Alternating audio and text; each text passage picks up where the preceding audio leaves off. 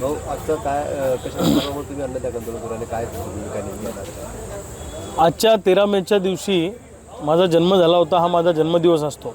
अनेक नेते आपले वाढदिवस हे इव्हेंट म्हणून साजरे करतात, मोठमोठे बॅनरबाजी करतात, स्वतःच्या पैशांनी खर्च करतात, लाखो रुपये उधळतात. परंतु आजपर्यंत मी माझा जन्मदिवस कधी साजरा केला नाही.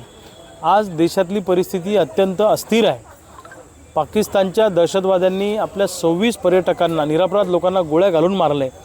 भारत पाकिस्तानच्या जो युद्धाचा ट्रेलर झाला त्यामध्ये आपले काही जवान शहीद झाले. या जवानांप्रती कृतज्ञता व्यक्त करण्यासाठी आणि रोज दिवसाला 10 शेतकरी आत्महत्या करतायत, या शेतकऱ्यांप्रती कृतज्ञता व्यक्त करण्यासाठी आज मी माझ्या संपूर्ण परिवारासहित 1 दिवसाचं उपवास आंदोलन माझ्या घराच्या अंगणामध्ये करतो आहे. याची सुरुवात आज सकाळी झाली आहे. मोठ्या संख्येने शेतकरी या उपवास आंदोलनाला पाठिंबा द्यायला येत आहेत.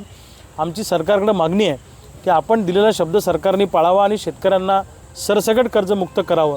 अनेक शेतकऱ्यांना अजूनपर्यंत पीक विमा मिळाला नाही. काहींना अतिशय तुटपुंज पीक विमा मिळाला. त्यांना 100% पीक विमा मिळाला पाहिजे. त्याचबरोबर सोयाबीन कापूस उत्पादकांना प्रति क्विंटल 3,000 रुपये भावफरक मिळाला पाहिजे. जो सरकारनं 20% कबूल केला होता बोनसच्या रूपानं, तो दिला पाहिजे. शेतीला मजबूत कंपाऊंड जंगली जनावरांच्या त्रासापासून वाचण्यासाठी केलं पाहिजे. अशा शेतकऱ्यांच्या संदर्भातल्या अनेक मागण्या म्हणजे शेतकऱ्यांप्रती आणि जवानांप्रती कृतज्ञता व्यक्त करण्यासाठी आज सकाळी 9 वाजेपासून रात्रीच्या 9 वाजेपर्यंत मी माझ्या घराच्या अंगणात उपवास परिवारासहित करणार आहे आणि सरकारचं आम्ही लक्ष वेधणार आहे.